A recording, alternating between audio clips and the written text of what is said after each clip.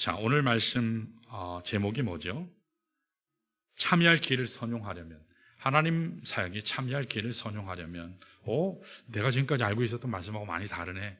예, 우리가 보통 알고 있는 하나님의 말씀의 내용하고 약간 다르죠. 그러나 제가 보통 10년째 우리 좋은교회에서 말씀, 내년 3월이면 만 10년이에요. 이제 우리 담임 목사의 설교가 어떠하다 이쯤이면 눈치채신 분들이 있을 텐데요. 표면적인 설교를 저는 거의 별로 하지 않고요. 주일은 특별히 표면적인 영적 교훈에서 한 단계, 때로는 두 단계까지 내려가죠. 그래서 깊은 저 하나님께서 주시는 저 영적인 우물의 삶에서 이렇게 건져내는 그런 말씀을 제가 많이 전합니다. 특별히 하나님의 말씀은 표면적인 영적 교훈이 있고, 그리고 궁극적으로 하나님께서 이 말씀을 통해서 우리에게 하시고자 하는 궁극적인 영적 교훈이 있어요. 오늘은 특별히 그 두 가지를 동시에 좀 설명을 하기를 원합니다. 오늘 본문은 모세의 독보적인 지위, 권위를 탐한 아론과 미리암을 심판하신 그런 내용이 오늘 본문이에요.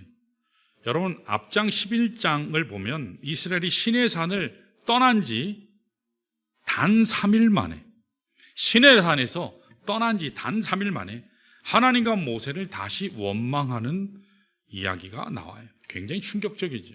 왜 그럴까요? 여러분 기억하세요? 시내산에 머물 때 모세는 하나님 배면하려고 올라갔잖아요. 10계명 받고 특별히 레위기 말씀뿐만 아니라 10계명을 받기 위해서 올라가셨는데, 그 과정에서 모세가 올라간 지 오래됐다, 아론을 협박해서 빨리 우리 하나님을 만들어라 해서 그들이 만든 게 뭐죠? 금송아지 만들었어요. 그래서 뭐 했죠? 집단 광란의 파티를 벌였어요. 집단 섹스를 했어요. 그 성경 본문에 그렇게 나와요. 히브리어에 집단으로 난교했다. 그래서 하나님 앞에 대단한 불경죄를 범했죠. 그때 여호와께서 쓸어버리시겠다고, 이스라엘을 쓸어버리시겠다고 진노하셨어요. 그때 하나님께서 그런 진노하심 가운데 모세가 하나님 앞에 나가 대중보기도를 드리죠. 여호와 아버지 하나님, 당신의 백성을 지금 쓸어버리시면 이방 중에 저 열방에 하나님 모욕합니다. 하나님 영광 떨어집니다. 하나님, 나 모세의 이름을 생명책에서 지우시는 한이 있더라도 주의 백성을 하나님 살려주십시오. 모세의 자기의 전 존재를 걸고 하나님 앞에 간구하는 기도의 모습이 나와요. 그래서 하나님께서 어떻게 하시죠? 용서하셨어요. 그랬으면 정신 차려야 되는데, 모세가 이끄는 그 이스라엘 대열이 시내산을 떠난 지 단 3일 만에 하나님을 또 원망하고 모세를 또 원망하는 거예요.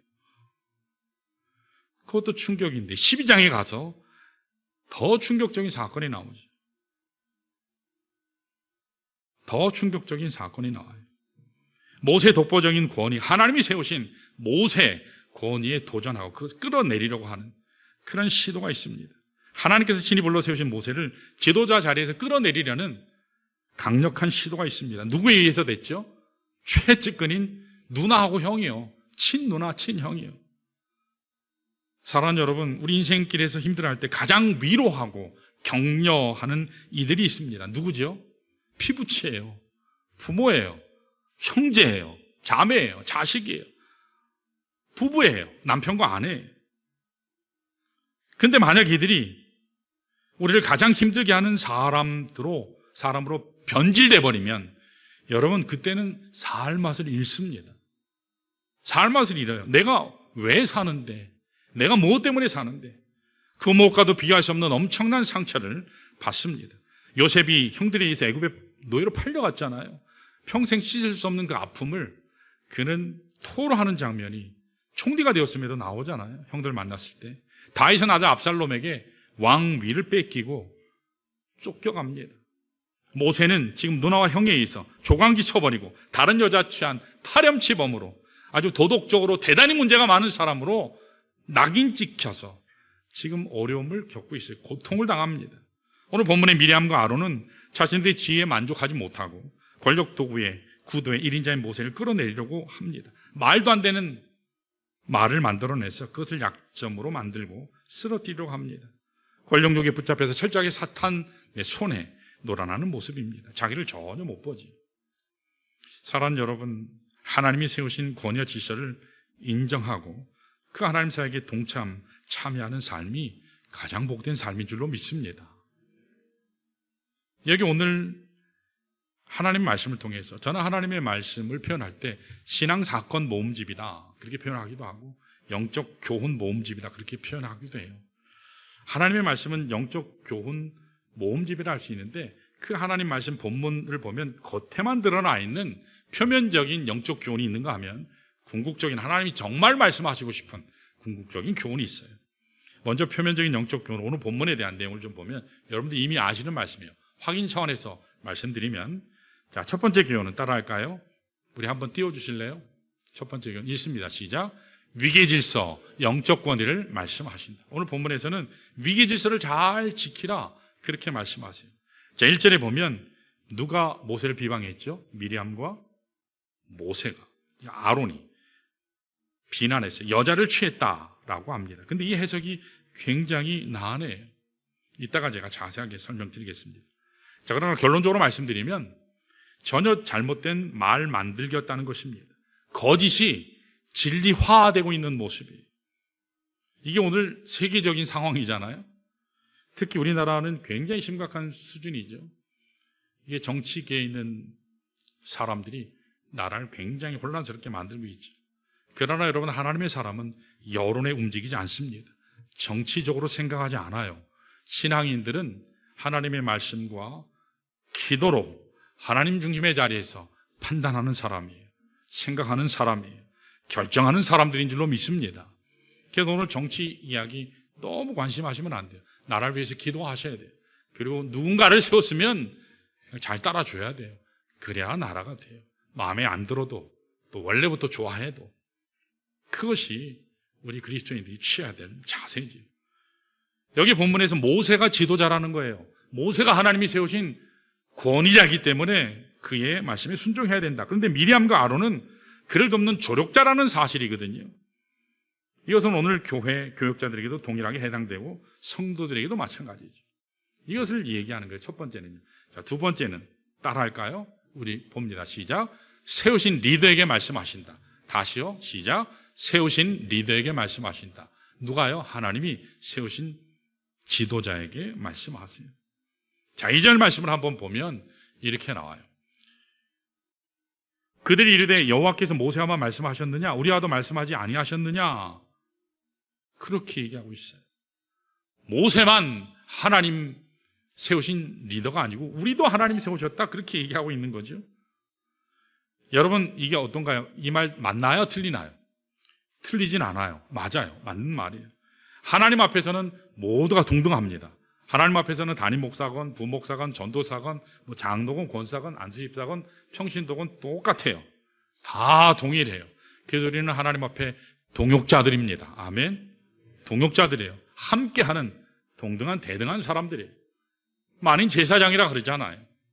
그런데 하나님의 사역을 감당할 때는 순서가 있어요. 위계 질서가 있어요. 구별이 있다는 겁니다. 리더라고 같은 리더가 아니에요. 목사라고 다 같은 목사가 아닌 겁니다. 모세 같은 하나님 직접 계시하는 말씀하시는 지도자가 있다는 거예요. 그리고 그렇지 않은 지도자가 있다는 겁니다. 그 4절을 보시면 하나님께서 뭐라 하시죠? 이 세 사람을 회막으로 부르세요. 회막은 뭐냐면 이 하나님께서 그 입구거든요. 거기에서 만나주신다 할 때 모일회 텐트, 회막, 미팅 텐트 그렇게 얘기하거든요. 그래서 회막 그렇게 성경에서 표현해요. 부르십니다. 그러면 6절에서 8절을 이렇게 말씀하세요. 우리 한번 6절에서 8절을 한번 잠깐 보시면 제가 읽어드릴게요. 우리 주보를 보셔도 나와요.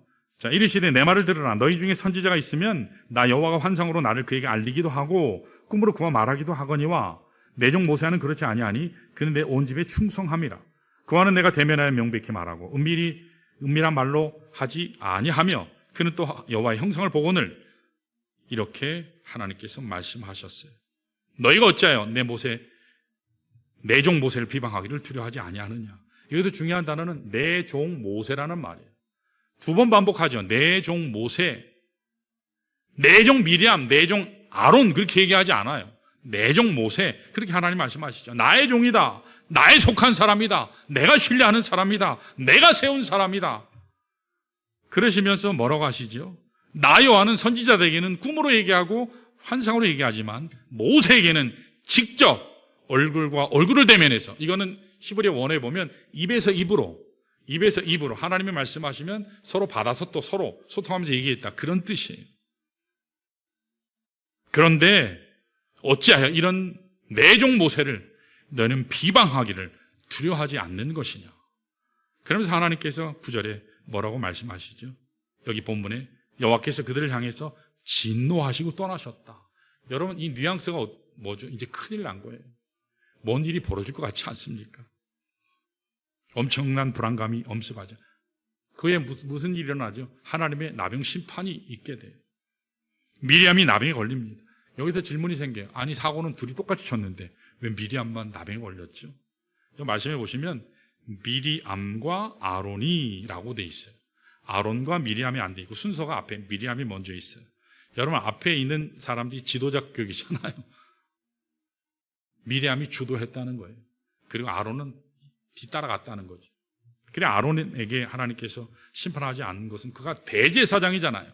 예배를 인도해야 되고 하나님의 제사를 지내야 되기 때문에 그에게는 형벌을 지금 내리시지는 않죠.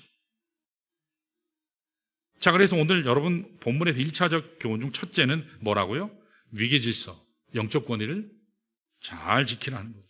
두 번째는 하나님은 하나님께서 직접 세우신 리더에게, 지도자에게 말씀하신다는 거예요. 또 한 가지가 더 있어요. 그게 뭐냐면 따라 같이 읽습니다. 시작.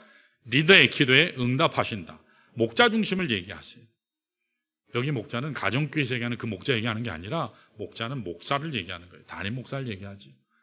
지도자의 기도에 응답하는 거죠. 하나님께서요. 자, 미리암에게 나병 심판이 주어졌을 때 여러분 잘 보세요. 아론이 누구에게 찾아가서 지금 치유해달라고, 용서해달라고 무릎 꿇고 있죠?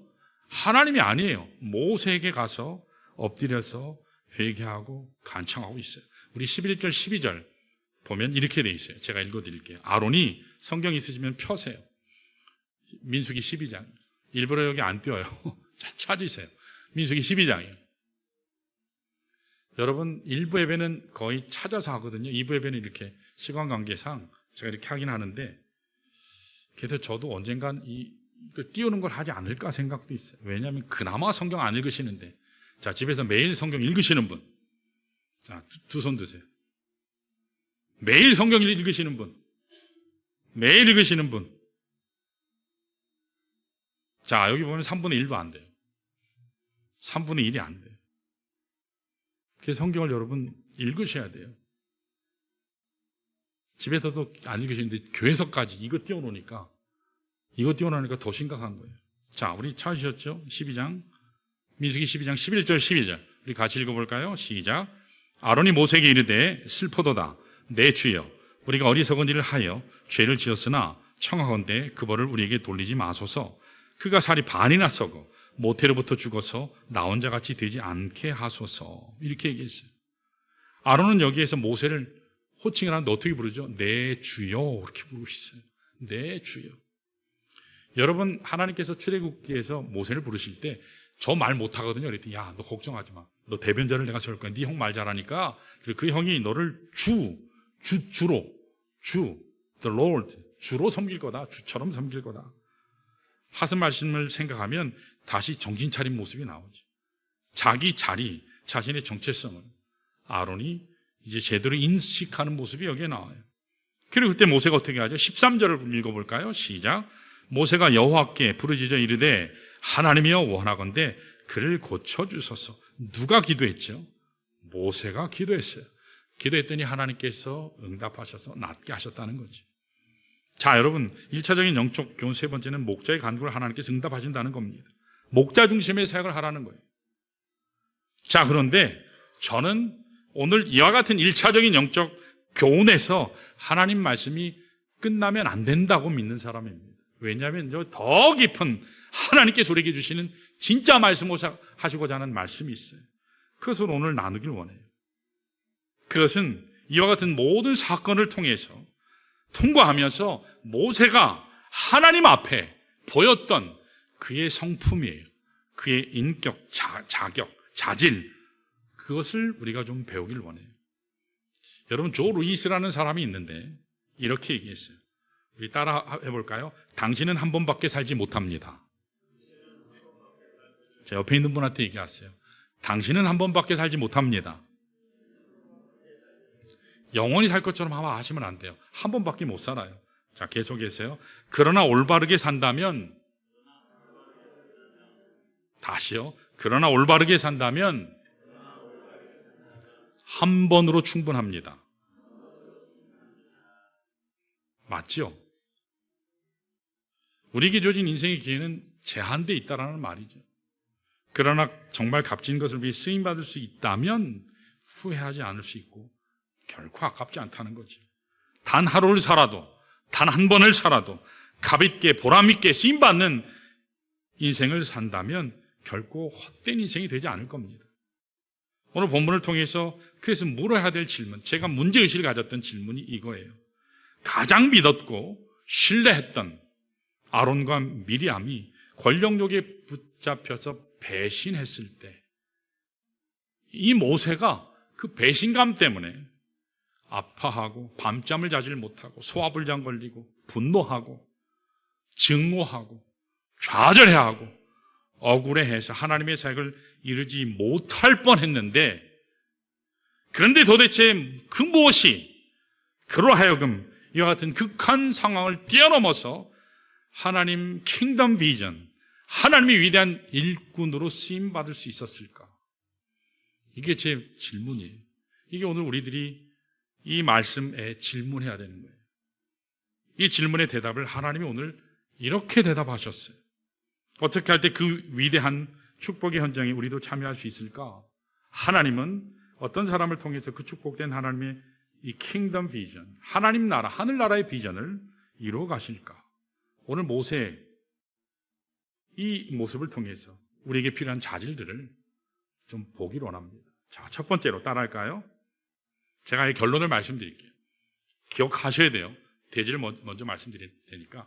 우리가 하나님 우리에게 주신 사역에 참여할 기회, 킹덤 비전을 우리가 하나님과 함께 동역하면서 이루려면 세 가지가 필요해요. 오늘 본문을 통해서. 자, 첫 번째로가 뭐냐면 따라합니다. 겸손함의 바탕이 있어야 한다. 바탕이 뭐요? 겸손함이에요. 예수 그리스도께서 교회에 터 내주셨잖아요. 교회의 터가 되신 그 그리스도는 겸손하신 분이라고, 온유하신 분이라고 그렇게 성경에 기록해요. 자, 그리고 두 번째는 그 터 위에 우리 따라할까요? 신실함의 기둥을 세워야 한다. 신실함의 기둥이 필요해요. 이 온유함, 겸손함의 바탕이 있어야 되고 그 위에 신실함의 기둥이 세워져야 돼요. 자, 이거 두 개만 있으면 안 되고 그 위에 이것을 덮는 지붕이 있어야 되거든요. 그게 뭐냐? 따라할까요? 영적 능력의 원천을 소유해야 한다. 영적 능력의 원천을 소유해야 한다. 다시요. 영적 능력의 원천을 소유해야 한다. 그 영적 능력의 원천이 뭘까요? 기도예요. 기도를 얘기해요. 자, 제가 다 틀을 말씀드렸어요. 자, 첫 번째로 겸손함의 바탕이 있어야 돼요. 자, 우리 1절에 다시 보면 이렇게 나와요. 1절에 우리 1절 볼까요? 같이 읽습니다. 시작. 모세가 구스 여자를 취하였더니 그 구스 여자를 취하였으므로 미리암과 아론이 모세를 비방하니라. 여기 미리암의 이름이 아론 이름보다 먼저 나온 거 지금 확인하셨죠? 그래서 이제 나병 징계받은 거예요. 자, 그런데 오늘 문제의 발단은 뭐냐면 모세가 구스 여인을 아내로 맞았다, 취했다, 이것 때문에 그래요. 이 구스라고 하는 이 단어가 핵심이거든요. 제가 LA에서 사역할 때 해석과 윌밍턴에서 사역했을 때 해석과 오늘 좋은 교회 왔을 때 사역의 해석이 계속 달라요. 목사님 이상하시네요. 일관성이 없네요. 그게 아니고 새로운 주석들, 새로운 신학자들이 주석을 계속 내는데 그걸 저는 계속 보니까 근데 해석이 계속 달라지고 있더라고요. 계속. 결론은 오늘날의 해석을 얘기하면 여기 모세가 구스 여인을 아내로 맞아들일 때 이 구스라고 하는 단어가요 두 가지 뜻이 있어요. 자, 그 첫 번째가 뭐냐면 에티오피아를 의미한다고 그래요. 일반적으로는 에티오피아. 에티오피아가 어디 있죠? 아프리카에 있잖아요. 아프리카니까 이 팔레스타인하고 아프리카는 거리가 떨어져 있으니까 다른 지역에 있는 여인을 취했다라는 거죠. 에티오피아에 있는 아프리카 여인을 취했다라는 거예요. 만약에 그랬다면 이건 뭐죠? 파렴치범이에요. 조강지쳐 버려버리고 새로운 마누라 얻은 파렴치범이에요. 그렇죠? 그런데 두 번째 뜻이 또 하나 있어요. 구스. 이게 하박국 3장 7절에 보면 우리 한번 하박국 한번 띄워주실래요? 자, 읽습니다. 시작. 내가 본즉 구산, 구스의 장막이 환란을 당하고 미디안 땅의 휘장이 흔들리는도다. 여기는 구산이라고 특별히 표현하는데 구스 같은 말이에요. 근데 여기 구스는 문맥상 정황을 보면 미디안 땅을 얘기해요. 미디안 땅. 여러분 모세가 어디에서 광야 생활 보냈죠? 미디안 광야. 미디안이잖아요. 십보라. 원래 와이프가 십보라가 어디 출신이요? 미디안 출신이잖아요. 그러니까 저기 구산은 미디안의 다른 이름이라 할 수 있죠. 그러니까 하자 없죠. 여기 있는 구수 여인이라고 하는 것은 여러분 성경의 할례 문제로 인해서 모세가 하나님의 일을 감당할 때 그 아들들이 함께 가지 못했어요. 출애굽기 18장쯤 가서 이드로가 찾아오거든요.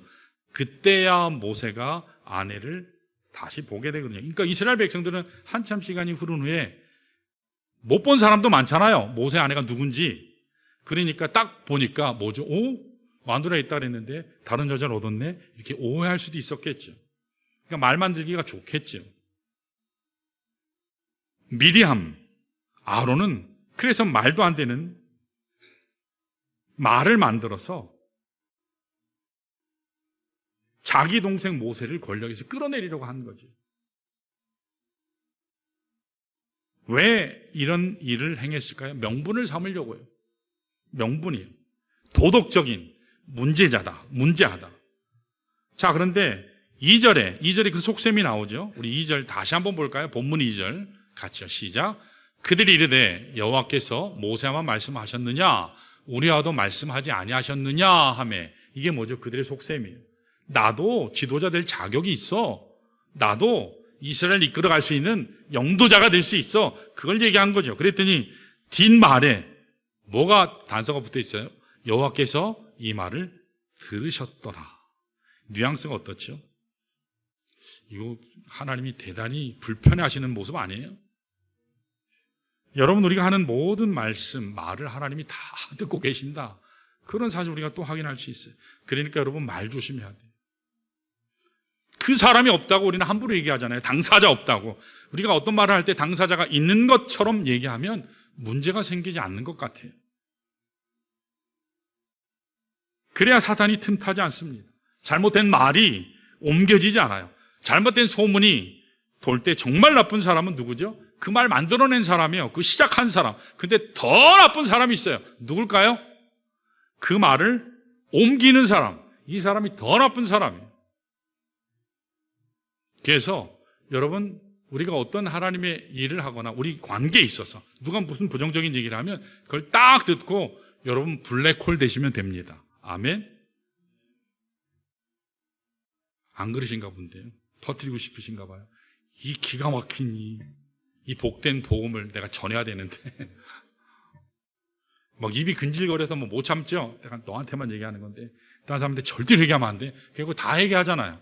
그건 나중에 보면 다 알아요. 모른 척 할 뿐이지. 자, 옆에 있는 분하고 같이 한번 얘기해 볼까요? 블랙홀 됩시다. 블랙홀 됩시다. 말 옮기지 맙시다. 말 옮기면 망하는 거예요. 같이 망해요. 내 앞에서 내가 블랙홀이 되면 터지질 않거든요. 단절돼 버려요. 그러면 아무 문제가 없어요. 그런데 오늘 본문에서 하나님이 미리암과 아론이 하는 말을 다 들으셨어요. 그런데 여러분 어떤 뉘앙스죠? 이제 폭풍 전야예요. 하나님이 모세를 비방하는 말을 들으셨으니까 가만히 계실 리 없죠. 하나님의 행하심에 지금 관심이 있는 게 아니라 오늘 본문에서 우리가 보고자 하는 것은 여기에 모세예요. 모세가 어떻게 반응했느냐 그걸 보셔야 돼요. 야, 이제 하나님이 니네 큰일 났다. 이제 니네 끝났어. 그게 아니고 이런 상황 가운데서 모세가 어떻게 행했느냐, 어떻게 반응했느냐, 거기가 우리의 관심이에요. 형 아론과 누나 미리암의 말도 안 되는 비방을 들은 모습, 이 모세의 모습이 어땠냐는 거예요. 여러분, 모세가 어떻게 했죠? 지금 분노했나요? 열받았나요? 야, 권력은 나눌 수 없다 하더니 내 손으로 피를 묻혀야 되나? 뭐 그렇게 생각했을까요? 이제 작전을 짜야 되나? 아니면 억울했나요? 좌절했나요? 아니요. 우리 본문에 보면 모세는 그저 하나님 앞에 자신을 낮출 뿐 그 어떤 반응도 하지 않고 있어요. 아무것도 하지 않아요. 그저 하나님께 다 맡기는 모습이 여기 있어요. 하나님의 행하심을 기대하는 모습입니다. 오늘 우리는 이 모세의 모습을 잘 보아야 돼요. 자, 이런 모세의 모습을 그래서 본문 3절은 이렇게 기록하고 있어요. 우리 한번 읽어볼까요? 3절 같이 시작. 이 사람 모세는 온유함이 지면의 모든 사람보다 더하더라. 온유함이 지면에 있는 세상의 그 어떤 사람보다 더하더라. 여기 3절이 해석이 난해한 구절이에요. 아까 구수도 그랬지만 여기 온유함이라고 하는 이 단어가 굉장히 난해해요. 이 온유함이라고 하는 것은 결론적으로 요약해서 말씀드리면 두 가지 해석이 있어요. 이것도. 자, 첫 번째는 뭐냐? 따라할까요? 겸손하다. 두 번째는 뭐냐면 따라하세요. 비참하다. 이 두 뜻이에요. 두 가지 뜻이 있어요. 겸손하냐고 하는 뜻은 자기의 능력이나 자기의 지식이나 자기의 어떤 소유를 의지하지 않고 하나님을 찾는 자다. 그런 의미에서 겸손하다. 참 믿음이 있는 사람은, 하나님을 온전히 의지하는 사람은, 하나님을 신뢰하는 사람은 하나님께 다 맡긴다. 그런 의미예요. 그런 의미에서 겸손하다라는 거예요. 그래서 시편을 보면 하나님을 찾는다라는 그 의미가 다 겸손한 자를 의미해요. 자, 또 한 가지는 또 뭐가 있냐면 비참하다라는 뜻이 있어요. 오늘 보통의 경우는 여기 있는 이 온유함, 겸손함이라는 것이 거의 다 복수로 썼거든요. 20회 정도. 많이 쓰지 않는데. 그런데 오늘 본문에서 딱 한 번 단수로 쓰는 경우가 나와요. 강조하기 위해서지. 특별히 비참함이 오늘 본문에 더 적확한 의미가 아닐까 저는 그렇게 생각이 돼요. 오늘 본문의 모세의 심경이 어땠을까요? 그냥 겸손하고 하나님께만 의지하는 그런 모습, 물론 결론적으로는 그렇죠. 그러나 그 심령 깊은 곳에는 어땠을까요? 비참함이에요. 자기가 믿었던, 의지했던 피부치에게, 형에게, 누나에게 배반당했을 때 그 참담함이라고 하는 것은요, 표현할 길이 없어요. 가장 가까이 함께 온 형과 누나인데 지금까지 이스라엘을 이끌어오면서 그렇게 어려움 겪었어도 그나마 모세가 그 아픔을 형에게, 누나에게 나눌 수 있었고 의지할 수 있었는데 그들에게 배신당한 심정은 참담함이라고 하는, 비참함이라고 하는, 이거 외에는 설명할 길이 없을 것 같아요. 오늘 교역자, 특별히 평신도 사역자의 길이 참 쉽지 않아요. 제 앞에 우리 선임 목사님, 제 선배 목사님, 연 목사님은 카리스마가 넘치는 목사님이었어요. 목사들끼리도 보면 뭐 바람이 쉥쉥 불 정도로. 우리 부교역자들 그래서 뭐 설설 겼죠, 다. 카리스마 넘치는 결단력으로, 추진력으로 하나님의 일을 감당하신 걸 제가 알고 봤어요. 그게 필요해요. 자, 그런데 때때로는 그저 하나님 앞에 그 아픔, 사역을 할 때 아픔, 참담함, 그것을 그냥 삼키면서 하나님 앞에 눈물로 통회하며 수고하며 헌신하는 것이 또 필요하더라는 거예요. 바로 그때 하나님이 일하시더라고요. 바로 그때 하나님이 개입하시더라고요. 여러분, 특별히 구역장님들, 우리 부장집사님들, 또 청년부 리더들, 우리 지역장님들, 또 각 부서장님들, 우리 하나님의 일하심을, 행하심을 여러분 기대하실 수 있기를 바랍니다. 때때로 내가 눈물 삼켜야 될 때도 있어요. 하고 싶은 말 있지만 다 못할 때도 있어요. 누가 아시죠? 우리 하나님 아시는 줄 믿습니다. 하나님 다 아세요. 그래서 오늘 이런 자세가 필요한데 우리 주님 십자가 앞에서 그렇게 주님께서 역사하셨어요. 그래서 이사야서 53장 4절에서 7절이 나오는데 특별히 7절이 이렇게 묘사해요. 우리 한번 읽어볼까요? 이사야서 같이 읽습니다. 시작. 그가 곤욕을 당하여 괴로울 때에도 그의 입을 열지 아니하였으며 마치 도수장으로 끌려가는 어린 양과 털 깎는 자 앞에서 잠잠한 양같이 그의 입을 열지 아니하였도다. 이사야서 53장 말씀이 그렇게 기록하고 있죠. 여러분, 근대에 있어서 선교사, 특별히 중국과 인도의 선교의 문, 대단한 하나님의 사람인데 특별히 인도의 선교문을 여신 선교사님이 윌리엄 캐리예요. 윌리엄 캐리. 이분은 영국 분인데 인도의 선교의 문을 여신 분이에요. 이분이 그 당시 18세기 말엽에서 사역을 하셨는데 18세기 말엽은 기독교 유럽에 있는 교회는 하이퍼 캘비니즘이 지배하는 그런 시대였어요. 다시 얘기해서 하나님 주권이요. 하나님이 하시는데 인간이 뭐 나댈 게 있냐. 인간의 자유의지는 전혀 없어요. 인간의 선택은 끼어들어갈 여지가 전혀 없는 그런 시대 사조가 바로 18세기 말엽이었어요. 하나님이 다 하신다는 거예요. 하나님의 때에 하나님이 방법을 하나님이 알아서 다 하실 거니까 인간은 그저 기다리면 하면 된다는 거예요. 그래서 18세기 말엽은 세계 선교가 완전히 주춤하고 되지 않는 그런 시대였어요. 자, 그런데 그때 윌리엄 캐리가 하나님께 감동받아서 인도 선교사로 갔어요. 인도 선교와 이방 선교의 말을 꺼냈을 때 교회 지도자들이 윌리엄 캐리를 얼마나 무시하고 멸시했는지 몰라요. 여러분, 윌리엄 캐리가 사실은요 학교를 나오질 않았거든요. 좋은 학교를 다닌 적이 없어요. 그저 구두수선하면서 살았던 비천하게 보이는 그런 사람이었습니다. 그러니까 여러 이유가 있겠지만 교회 지도자들이 야, 너같이 무식한 사람이 갖추지 못한 사람이 제대로 배우지 못한 사람, 학벌도 없는 사람이 무슨 선교한다고 나대. 좀 가만히 있어. 입 닥치고 가만히 있어. 무시하고 멸시했어요. 그럼에도 불구하고 윌리엄 캐리는 이방 선교, 열심히 인도 선교를 했거든요. 선교지에서 잠시 영국으로 돌아왔는데 교회 지도자 중에 아주 연세 있는 지체 높으신 분이 비아냥거리면서 윌리엄 캐리에게 이렇게 얘기했습니다. 그 윌리엄 캐리 당신 한때 구두 만드는 사람으로 일하지 않았어? 아주 공개적으로 망신 주려고. 저 사람이 목사가 아니라 구두쟁이였다고. 굉장히 자존심 상할 뻔하죠. 할만하죠. 그런데 윌리엄 캐리는 이렇게 얘기했어요. 아이고, 아닙니다, 목사님.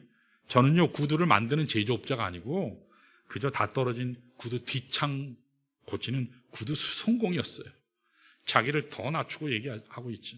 자기를 깔아뭉개는 사람 앞에서 자기를 더 낮추는 모습이에요.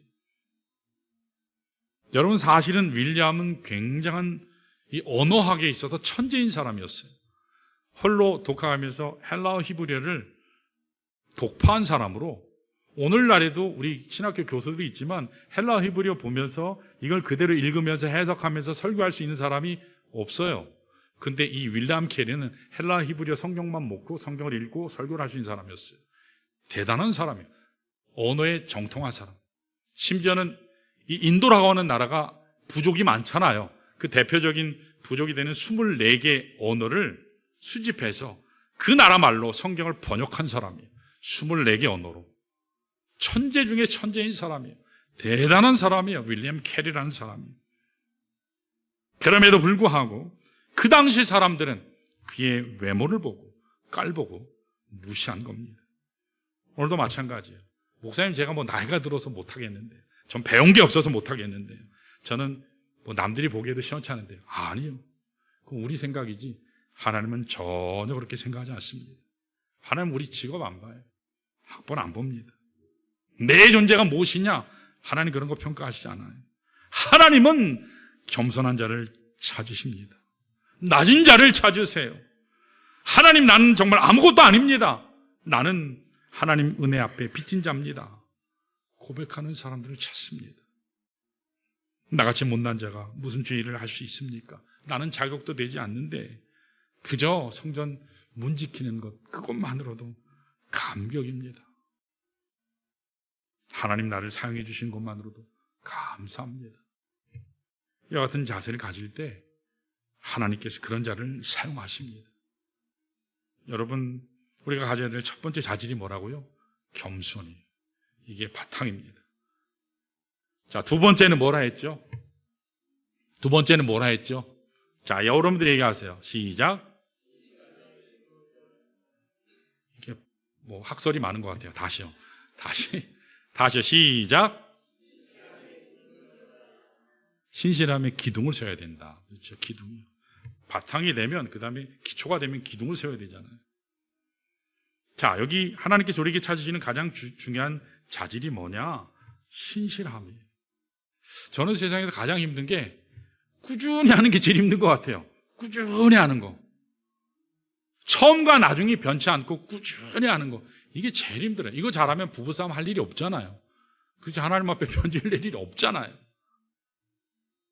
처음과 나중이 변하지 않는 신실함, 이것이 하나님께서 찾으시는 두 번째 자질이에요. 자, 7절 한번 볼까요? 하나님께서 모세를 변화하시면서 이렇게 묘사해요. 자, 읽습니다.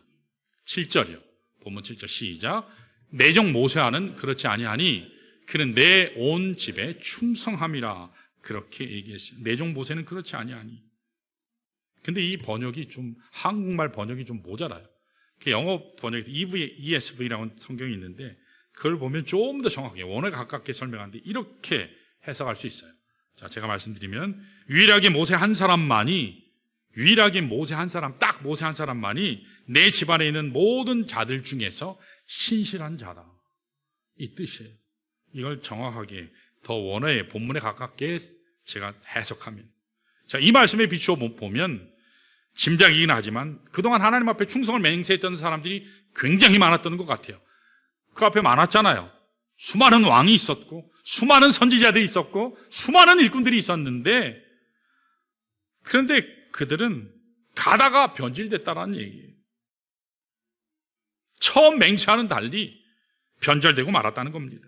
그런데 하나님께서 지금 말씀하시죠. 내 집안에 있던 모든 사람들은 처음과 나중에 바뀌고 변질되고 처음의 신실성을 잃어버렸는데 오직 모세 너 혼자만은 내 집안의 모든 자보다 신실한 자가 되었다. 하나님이 지금 칭찬하시는 거죠. 사랑하는 여러분, 하나님은 이것을 너무 귀하게 보신 거예요. 여러분, 모세를 성경을 쭉 살펴보면 모세 실수 많아요. 하자 많아요. 성격이요 만만치 않아요. 남들에게 좀 피곤하게 했을 수도 있어요. 자, 그런데 하나님을 향한 그 마음은 일편단심이었다는 거예요. 변하지 않았다는 거예요. 내가 심겨진 그곳에서 환경이 변해도 조건이 바뀌어도 그는 한번 하나님께 드렸던 충성을 끝까지 변하지 않고 드렸다는 겁니다. 하나님은 바로 이걸 귀하게 보신 거예요. 물질 많은 자? 아니요. 많이 배운 자? 아니요. 외모가 출중한 자? 아니요. 세상이 알아주는 간판 가진 사람? 아니요. 여러분, 하버드 비즈니스 스쿨을 졸업하고 록티드사 부사장이고 기업 고객 부사장을 역임한 제프리 제이 팍스라는 사람이 있어요. 이 사람이 쓴 책이 How to Become CEO, CEO 전문 경영인이 되려면 어떻게 되나, 그 비결에 대한 책을 썼거든요. 근데 거기에 보면 그러니까 남에게 밀리지 않고 조직의 정상에 오르는데 필요한 서바이벌 원칙을 얘기했는데 제가 읽고서 깜짝 놀란 부분이 있어요. 이렇게 썼더라고요. 45분 일찍 출근하고 15분 늦게 퇴근하라. 지금은 어떻죠? 칼퇴근이잖아요. 아니에요. 칼퇴근이에요. 제 셋째 딸이 있는데 셋째 딸이 다른 아이들과는 달리 사람에 대한 이 필요, 어떤 이런 걸 참 잘 캐치를 해요. 그리고 뭐를 할 때 적어도 한 달 전부터 준비해요. 한 달 전부터. 뭘 해도 한 달 전부터 준비해요. 그래서 옆에 있는 사람을 달달달달 볶아요. 달달달달 볶아요. 한 달 전부터. 그 칼같이 해요. 대학교 4학년 1학기 때인가 그 인턴 사원으로 그 회사에 출근을 했거든요. 어떻게 했을까요? 남보다 일찍 갔어요. 일찍 가서 미리 준비하고 남보다 좀 더 일하고.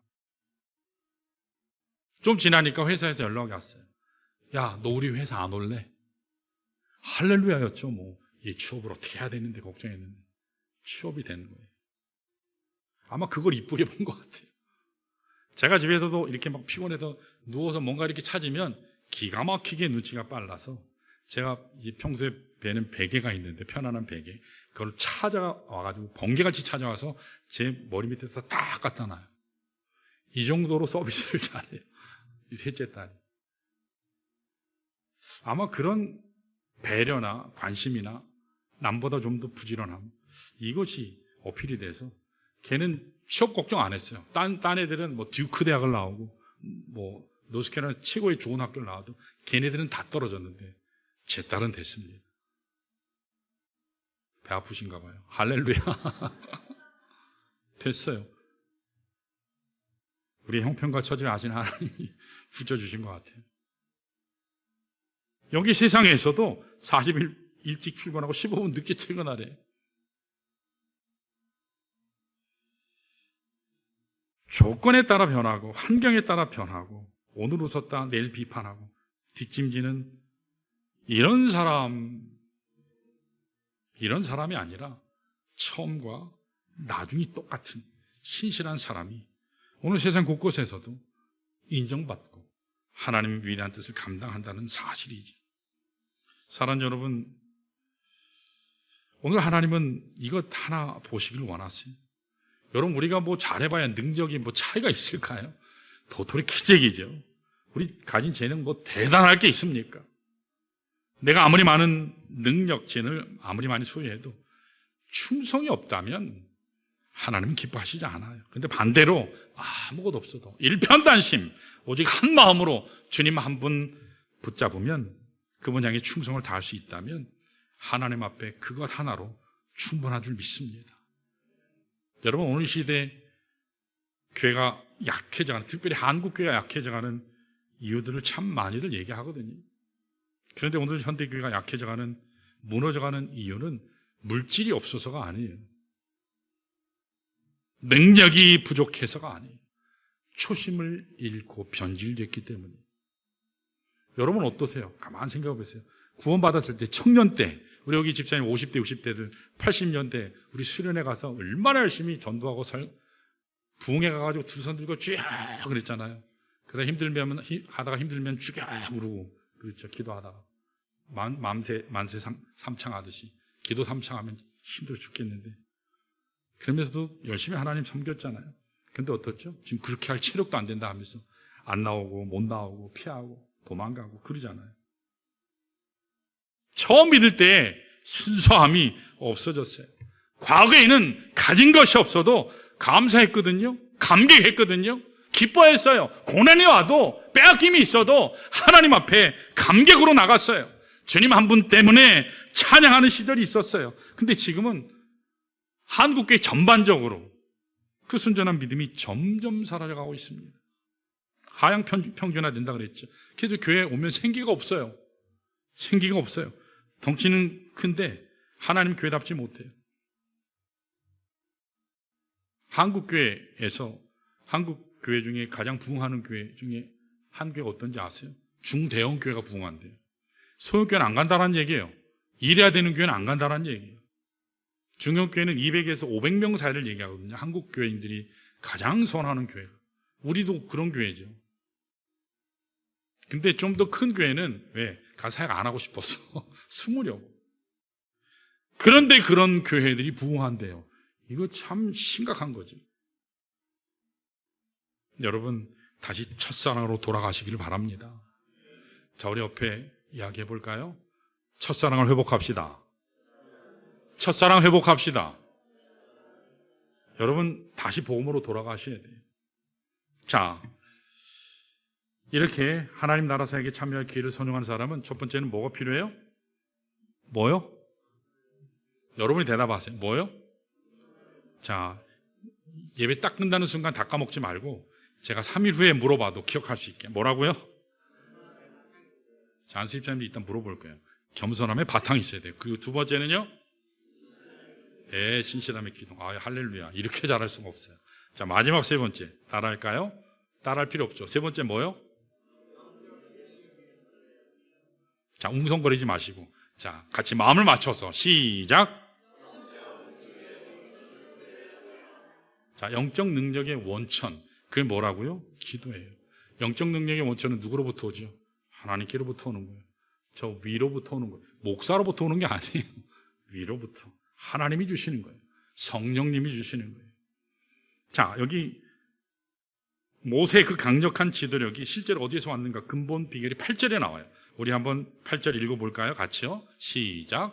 그와는 내가 대면하여 명백히 말하고 은밀히 그는 또 여호와의 형상을 복원을 여기까지요. 자, 여기까지요. 복원을, 형상을 복원을 여기까지. 저에게 말씀을 잘 보시면 여기 보이는 모세의 삶이 지금 어떤 모습이라고 보이세요? 모세의 삶이 지금 어떤 모습이에요? 모세는 하나님과 얼굴과 얼굴을 대면하고 있다 지금 얘기해요. 얼굴과 얼굴, 대단한 친밀함을 얘기하지요. 대면하는 삶이 있었다는 거예요. 이걸 좀 더 여러분 잘 아시길 원하시면 출애굽기 24장부터 저기 31장, 2장, 3장까지 쫙 보세요. 그걸 제가 설명할 시간이 없어요. 한번 집에서 보세요. 잘 나와 있어요. 모세는 하나님을 대할 때 마치 친구 대하듯이 대하고 있어요. 편안하게. 하나님과의 깊은 만남이 있었다는 거예요. 어쩌다가 만났을까요? 한 열흘 만에, 보름 만에, 한 달 만에 쉬었다가? 아니요. 날마다. Every day. Every day. Early morning. 새벽마다. 하나님 만나고 하나님과 교제했어요. 하나님께 나가는 기도의 삶이 그에게 있었어요. 그렇게 살았기 때문에 하나님의 영광된 형상을 그가 볼 수 있었다는 거예요. 하나님을 만났다는 거예요. 사랑하는 여러분, 오늘도 마찬가지예요. 여러분, 하나님 만나지 않고 하나님께 능력받지 않고 신앙생활을 할 수 있을까요? 하나님 만나지 않고 하나님 대면하지 않고 하나님이 나에게 주시는 영적인 파워, 세상이 감당할 수 없는 그 영적인 파워를 내가 소유하지 않고 어떻게 하나님 주신 사명을 감당할 수 있을까요? 절대로 못해요. 할 수 없어요. 불가능해요. 여러분, 오늘 우리 정말 능력 있는 직분자가 여러분 되시기를 축원합니다. 능력 있는 교역자, 사역자들 되기를 바랍니다. 그러려면 여러분 가장 필수적인 바탕이 뭐냐? 기도하셔야 돼요. 기도해야 돼요. 하나님 만나는 거예요. 기도의 자리, 여러분 목사가 오래니까 새벽 목사님 얼굴 도장 찍어야 되니까 요새 그래서 그런지는 모르지만 그렇다고 생각하진 않아요. 월, 화, 수, 원래는 월요일 날 많이 나오고 금요일 날 많이 나오셨거든요. 근데 월, 화, 수, 목요일까지 30명 이상 나오세요. 금요일은 40명, 50명 그렇게 나오세요. 저는 하나님 앞에 감동받은 것은 몇 명이 와서 기도하는 거예요? 몇 명이요? 몇 명이요? 대답을 다 하셔야 돼요. 몇 명이요? 다 할 때까지. 몇 명이요? 120명이요. 120명이요. 120명이 왜 120명일까요? 마가 요한 다락방에서 성령 강림 때 받은 놀라운 은혜의 역사가 120명이었잖아요. 그래서 그들의 기도가 예루살렘을 뒤엎었어요. 모래바다 덮음같이. 오늘 우리 교회를 통해서, 우리 좋은 침대교를 통해서 우리가 기도할 때 우리 봉담이 모래바다 덮음같이 복음의 생수로 덮이는 귀한 은혜의 역사 경험했으면 좋겠습니다. 여러분 소원하셔야 돼요. 여러분 모든 걸 다 수혜해도 하나님 앞에 나와 기도할 수 없으면 하나님 앞에 나가 그 능력을 사모하고 그 능력 앞에 무릎 꿇고 날마다 지성소에 나가서 기도하는 삶의 현장, 매일의 삶, 새벽의 삶이 없다면 여러분 절대로 하나님 기뻐하실 나의 삶, 하나님 일꾼으로 쓰임받을 수 없어요. 물론 부지런하신 분들은, 똑똑하신 분들은 자기 가정, 자기 일터 그냥 자기 한평생 잘 먹고 잘 살 수는 있을지 몰라요. 그러나 언젠간 주님 앞에서는 그날이 우리에게 오거든요. 그때 하나님께 드릴 게 아무것도 없다. 내가 남길 것이 아무것도 없다. 그럼 참 기가 막힌 거예요. 여러분 오늘 삶의 현장에서 여러분 가진 능력만으로 이 삶 극복할 수 있다고 생각하세요? 오늘 이 한국 사회가 얼마나 정치적으로 경제적으로 복잡다단합니까? 너무 골치가 아파요. 여러분 신문 읽으면 골치 아프지 않으세요? 복잡한 현대의 삶 가운데 나의 노력으로, 나의 힘만으로 이 모든 것을 잘 감당해서 승리자가 될 수 있을까요? 불가능해요. 여러분 기도하셔야 돼요. 기도하시기를 축원합니다. 기도하면 여러분 영이 깨요. 기도하면 몸이 깨요. 정서적으로 깨요. 하나님을 항상 만나는 사람은 그 특징이 뭔지 아세요? 기쁨이 있어요. 기쁨이 있어요. 그리고 항상 미소죠. 여러분 옆에 있는 분 얼굴 보세요. 기쁨이 있으세요? 인상 쓰고 다니세요. 기쁨이 인정하니까 겨우 웃고 있는 거 아니에요? 여러분 기도하는 자는 기쁨이 넘쳐요. 여러분 다 희락의 주의 은혜의 사람들 되시기를 축원합니다. 제가 이제 좋은 침례교회 담임 목사로 온 지 10년이 다 돼가요. 내년 3월 13일이면 10년입니다. 많은 선배 목사님들이, 제 후배 목사들이 와, 장 목사님, 사모님 고생 많이 하셨다. 목사님 부부가 아니었으면 좋은 게 벌써 없어졌을걸요. 그러면서 그 위로하는 것도 10년째 드리니까 이제 아닌 것 같아요. 그저 잘 지냈다. 그저 잘 견뎠다. 이게 중요한 게 아니라 이제 무엇을 할 것인가? 이제는 뭘 할 것인가? 이게 중요합니다. 하나님은 비전을 가지고 10년 전에 저와 아내를 여기 보내셨어요. 저희 아이들은 한마음교회에서 또 충성을 열심히, 거기서 주일학교, 학생부, 청년부, 또 반주하는 찬양사까지 다 해요. 기둥같이 쓰임받아요. 참 감사하죠. 15년 전에 바로 이 땅에, 이 봉담에 우리 좋은 침례교회를 이곳에 불가능한 상황인데 크게 값지게 세워주셨어요. 이제 이 좋은 침례교회를 통해서 무엇을 할 것인가? 뭘 할 것인가? 그저 나 혼자 와서 예배드리고 나 혼자 하나님 앞에 만족하는 그런 삶이 아니라 이제 하나님 나라 비전을 어떻게 하면 내가 이룰 것인가? 어떻게 하면 참여할 것인가? 어떻게 하면 내가 복음 증거하는 일에 사용받을 것인가? 여러분 이제 이걸 같이 고민해야 될 줄 믿습니다. 같이 고민해야 될 줄 믿습니다. 예, 고민하셔야 돼요. 멀찍이 서서 구경만 하지 마시고요. 우리에게 주어진 시간이 자꾸 흘러가요. 요새 제가 우리 안수 집사님들, 권사님들이 한 분 한 분 소천할 때마다 참 많이 슬퍼요.